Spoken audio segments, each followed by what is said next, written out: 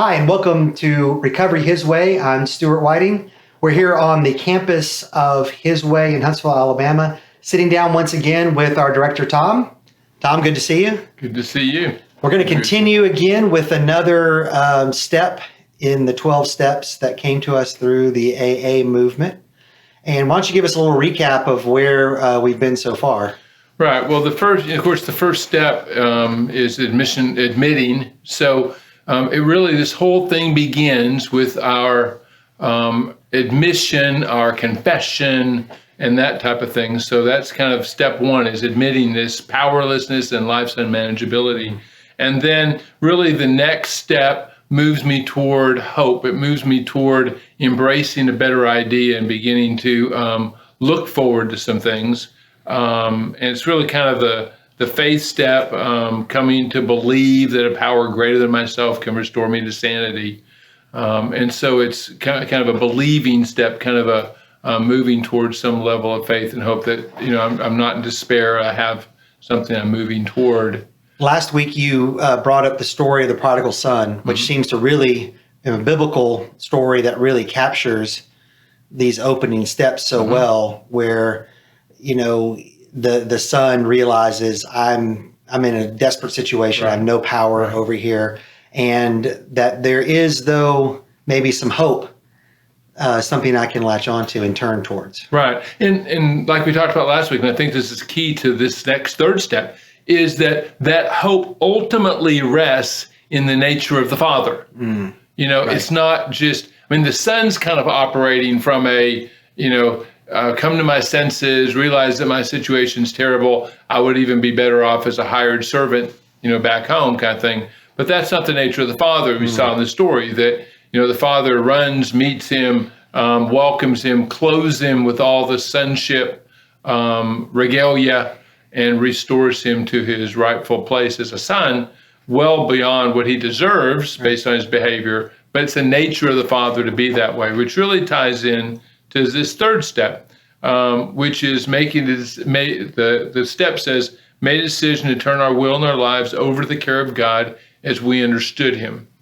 And so I really think, the idea here is then starting to take some action, starting to turn things over, surrendering things.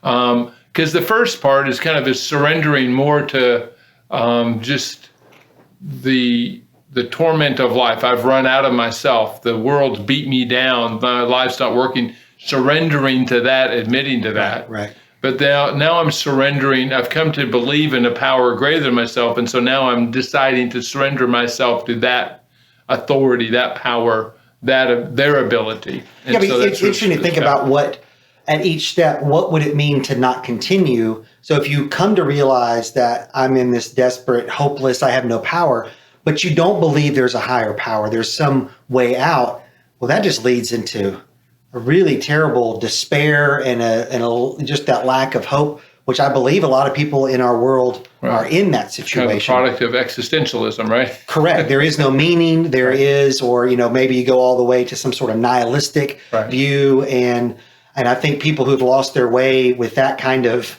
hopelessness, boy, what do you become? And it's certainly tragic to see it. So now we have the glimmer of hope, and I need to turn. But now it's about actually starting to orient my life in some way, making the prodigal son coming to his senses and saying, okay, I'm going to go back in this direction, going and to find the one as best I understand him, to start making this a reality for me. And this is, the step that typically Christians will criticize AA for, coming to understand this God. And so it's a God. I made it in italics, to be fair, this jumps off the page at me. Right. And so a God of your own understanding kind of thing. That's not really the way the step is stated. It's God as I have come to understand, which is true for every Christian. That's right. I only know God to the degree in which I understand him. So I don't have a complete understanding. None of us do have a complete understanding. It's a ever-growing process in our lives, right, of coming to understand this God that we have surrendered to.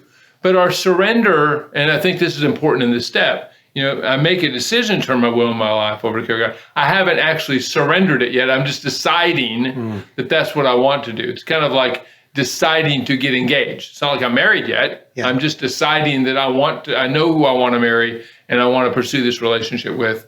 And so now, beginning the process then of committing to that, which is really what the remaining steps do, is it helps you then come up with a plan, an action plan to go about expressing that decision.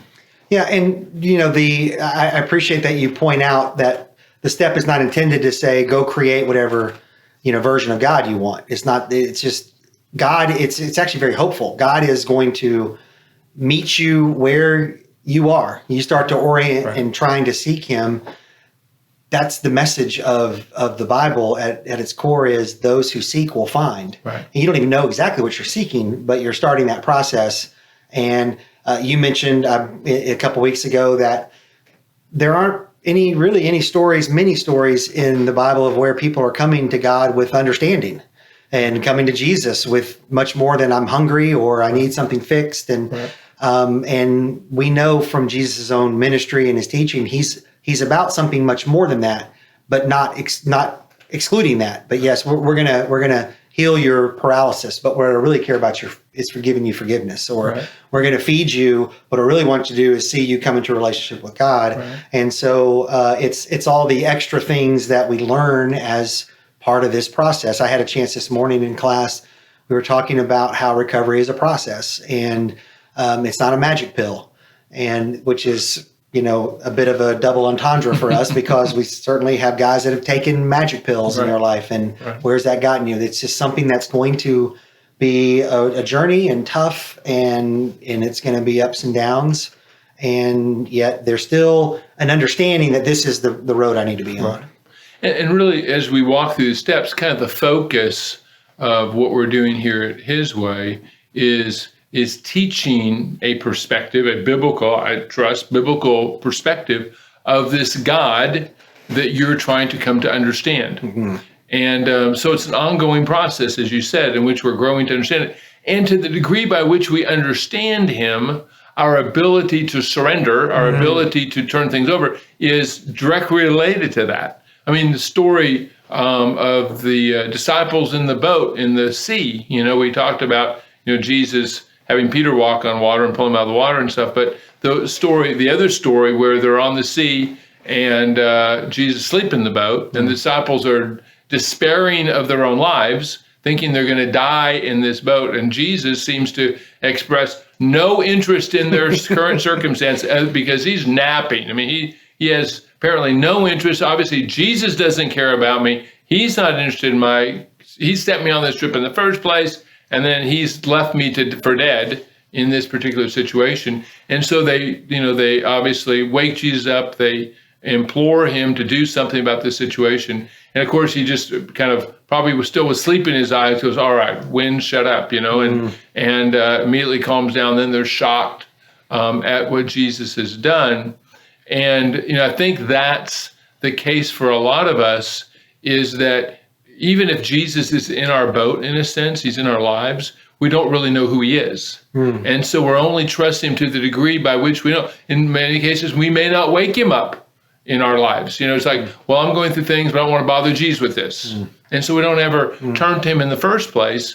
I don't make this choice to surrender things to him because either he doesn't care or he doesn't have the ability or interest to be involved in that. Why bother Jesus? Or worse, maybe that now this is going to be the thing that kicks me out of a relationship with him. Boy, we can't have that. In this family, in this church, in this kind of, you're done. Which unfortunately has been a message that has been a part of too many of our, church teachings that we don't talk about that here. It's like, that's the very thing. I love the idea of we waking up Jesus to help with this thing. Right. And so really learning that Jesus cares about the wind, that he cares about your storms. One of my favorite passages in 1 Peter 5, when it says, humble yourself. He talks about humble yourself under the mighty hand of God because he cares for you. And, I think the key is, do I believe he cares for me? I will only trust him to the degree by which I believe he's trustworthy. And so that becomes the key thing that our teaching here is about, is helping guys to discover the trustworthiness of God. Why do we pray? I remember one guy told me one time, he was complaining about the program. He said, boy, I tell you what, like we pray like 20 times a day. This is ridiculous, kind of thing. But I want them to, one, know that everything that happens in life, that we can turn to God quickly and immediately over prayer. I mean, we had a guy in my class this morning who was getting ready. He had to turn himself in. And it was kind of a legal process. He has to go down the jail, turn himself in. He's going to be bonded back out, and he should be out within hours, right? However, once you go in and they close that door, the process of getting you out may or may not happen that smoothly, right? And so he's a young guy. He's like 19, 20 years old, and so he's nervous about that. And so in the middle of class, they came to get him because they were going to take him down the jail to do that because they had time to do it. And so he had asked for prayers already, but we stopped in the middle of class again, and we prayed specifically over him to give him peace, give him confidence. We had discussed a lot of things, even in our prayer time before we prayed the first time, about his situation and, helping him to develop a mindset about it. And so we prayed, and it just emphasizes, whether it's, you've been diagnosed with cancer, whether it's you have, a life sentence over your head, whether you're trying to get sober, or whether you're, going through just this legal, process. God cares about all of that. Right. And I want them to see that. We can pray over anything. And then when they see those answers, when all of a sudden they turn around and say, we prayed specifically that he would have dinner, he would eat TJ's dinner tonight. That was our chef here, right? Right. We're praying that he will eat TJ's dinner tonight. And so when that happens, he'll have developed a deeper sense of trust in a God who's trustworthy. Right. And that begins to help him then surrender these things, make this decision to turn our will and our lives over to the care of God. So thinking again of the story there in Mark 4 and Jesus in the boat and asleep, and that comes right on, we're studying through Mark in one of our Bible classes, and it struck me that comes right on the heels of a scripture where it says that Jesus did not speak to all the people without using parables, but in private, he told his disciples everything. Mm-hmm. So they're getting this one-on-one instruction from the creator of the universe, and yet it still takes this experience. When the storm comes, in that moment, Jesus, that person is still in the boat with him, but it's this experience to see the trust that, to play out. Right. And it's something about actually having to walk a little bit in this way. It's not information. We're not just brains on a stick, as I've heard one person put it, that this is important. And putting your trust in someone is not just an intellectual exercise, right? It's a real, I need to see it. I need to feel it. I need to know it beyond just thinking. Maybe the knowledge is the thing that gets me trying out this way to give it a shot, but I need to see it come through for me in a real way. And that's what community can do. And certainly the word continues to work on us. But if it's not playing it out with real Christian influences in our lives to help us to see where God's been trustworthy, where we're not taking things to him to give him a shot, then it'll probably end up kind of being, the seed that maybe gives a little bit of life and then just kind of withers away when the trials of life come. Right. And, one of the guys in our class even this morning said, easier said than done. So I always love that phrase. Yeah. And that's true for everything. It's everything. Yeah. I mean, John F. Kennedy could say, let's go to the moon. That's easy to say. Yeah. Now you got to spend, devote all this time. We did it pretty quickly, right? That's incredible. 10 years, we got to the moon. But I mean, but a lot of people put a lot of money and a lot went into the said in order to make it done. Yeah. And that's true here too. I mean, I sit in class, I read my scriptures. I mean, I read the Bible, all these things, I hear them. That's key because I don't know what to do if I don't hear it. So I got to hear it to do it. Mm-hmm. And so, but the blessing, as Jesus says, comes in the doing. It comes ultimately in the taking the action and experiencing it. I believe today, when this young man comes back and has dinner with us, he will have had an experience, right? Yes. That now he will trust more because God's answered that prayer. He's seen the result. He's seen the fruit. And he's coming to a God who he's understanding a God who is trustworthy and is able to trust him. And I think that's the key to this thing. That's the key for all of us growing. I mean, this is a fundamental spiritual path that we're going to spend the rest of our lives on, right? You've been a Christian a long time. I've been a Christian over 40 years.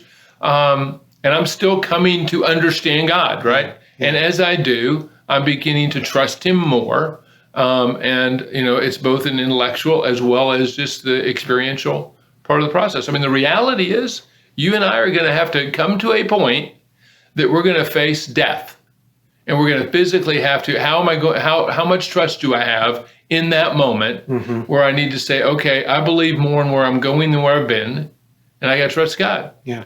And that's a part of this journey for us. Yeah. And these are, this is not a monolith of, trust. It's in a lot of different areas, right? And as you trust God in a certain area, you may open yourself up to areas you never even imagined. That actually came out in one of my recent classes and with one of our new guys. And he said, I realized recently how I have treated women and how, and he kind of knows why he was living a certain way, why he thought of women a certain way and why it was okay to mistreat them. And it was just because it was normal based on his life experience. And now that's a whole area of his life that's opened up, which he was, completely unaware of before, even though he was very aware of other things like his substance abuse that he was trying to address and, be faithful in. And then another story, this issue is another one of our new residents who said, this is the first time he's been in a program.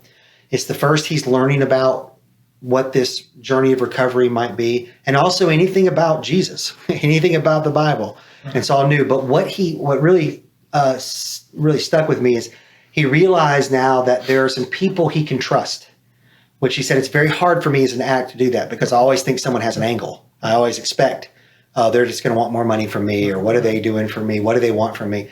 And he's already just within a first week or so realizing these people really just care about me in a way that's transformative in his thinking, and how deeply important this issue of trust is and where we'll put our trust, because we're all putting it somewhere. Right. Just the question is where. Well, and it's so important for us as we're leading this ministry. We're asking guys to put their trust in a God that they've not experienced. Right. And the only way they can have an experience of him, one of the fundamental ways, is to experience in us. That's right. So if they don't know that we care for them, how are they going to know God cares for them? If they don't know that we're trustworthy, how are they going to learn to trust? And so it's critically important. It's not just a sidelight. It's not just it so happens. It is core to this recovery program that we have to reflect the nature and character of God in order for all these guys to have the experience that's going to help them do this step, which is to make that decision to turn their will and their lives over to him.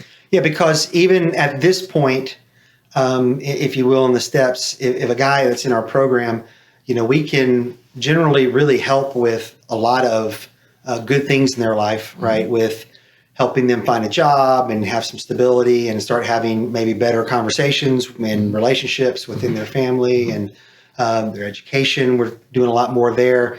But this is when, we really, and they may never make any, decision to ever pursue anything with God, but for real long-term recovery, for real long-term sober living where, this becomes what we hope guys make the decision. And we do have a tremendous amount of influence because of the fact that we believe we are the body of Christ here. And we can show his spirit and show his what he was all about through us in the ministry here. And we now really hope that this is a place where people start taking a ownership of a faith that says, okay, wow, look at how good this has been for all these other people that care about me without wanting anything from me. Maybe this is something I should pursue. Mm-hmm. Exactly. Yeah. And the beauty to me, one of the great passages and pictures that Jesus paints is in Matthew 11, when he says, come to me all who are weary and heavy laden, and I will give you rest, right? take my yoke upon you and learn from me, for I am gentle and humble in heart. And so the picture isn't just, come fall down at the feet of Jesus and surrender. It's yoke yourself with me, experience my rest in being joined with me and joining the process. Trust me enough to join with me in this. And so I'm still doing something. I'm still engaged in a process, but it's a process being yoked to Jesus in it. And I think that's a powerful part of all these steps, is that it's not just we can tend to kind of run to people who are going to solve our problems for us and just kind of dump our problem at their feet and think that, we're just going to kind of drop off our dirty clothes and come back and get them in a day or two and they'll be clean. No, Jesus says, no, that's not the way I operate. You're yoked to me, and we're going to walk through this together, and you're going to learn from me. And so it's not just, it's a surrender into his yoke, and then it's a process of learning with him as you walk with him. Yeah, it's such an oxymoron of a picture to say, a yoke implies hard work. Right. And yet his burden is easy. Right. And that's the one you want to get a cup of coffee and think about for a while, but it's calling us into something active, and yet it'll never be too much, right. And it'll be exactly what you need to accomplish what he wants to be in your life. And that brings in one of my favorite things to be studying and looking at over the past year or so is the book of Genesis. And you go back to Genesis 1. And you see, you started off talking about what's the nature of the Father, and what does the Father think of us? That prodigal son was never not a son; he was always a son. Right. He didn't see himself that way. Right. And the first thing we learn about us as humans is that we are created in the image of God, and that we have been given this divine purpose to have this special place in His creation, to bring order into chaos and to be his agent of change. And that's always who we are, wherever we've gone with that. Right. And to be able to reinstill that into people who maybe have lost that or never really heard that, to know what their real purpose and their real divine origin is. Now all of a sudden, maybe I can see myself as that son who, wait a minute, I have a robe again, and I have the ring, and I've been given the authority of the Father again to be a part of my life. Right. Is a special place that we hold, and I know that many of the guys coming in here just don't know that. Right, and only to the degree that I understand God am I going to understand me. Right, and that's what you're talking about here. That I'm created in His image, so understanding Him helps illuminate me, and then it helps me know what my purpose is, what I'm trying to become, as I discover more and more about Him. So it's not just a get to know God thing, it's also a get to know God because it's going to define me. We become, as the Old Testament talks about, we become the gods that we worship.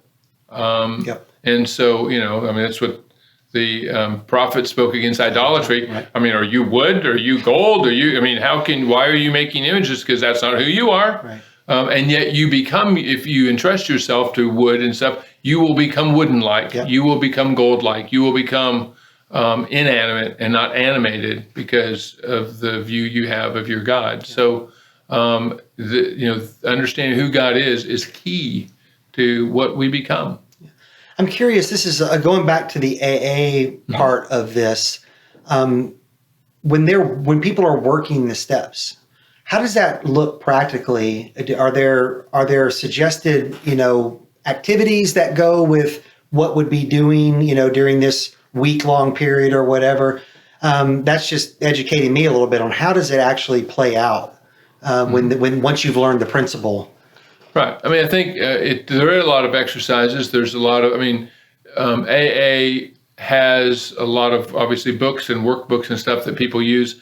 Everyone has a sponsor. And so usually that sponsor helps walk them through the steps. So usually they will bring practical assignments and stuff that maybe they've implemented that their sponsor taught them, that they will encourage their sponsees to practice, that help them walk through these different points. And I guess being a good sponsor, then it's learning who that person is and what's really going to be right for them to be focusing on and concentrating. Something we try to do here, certainly we have individual recovery plans, we have, personal counselors, but again, what a great model AA is following from a mentorship. It's really a discipleship type model, which we desperately need. We need to see people walking in ways that we can't walk. We need to see that person who I know will trust.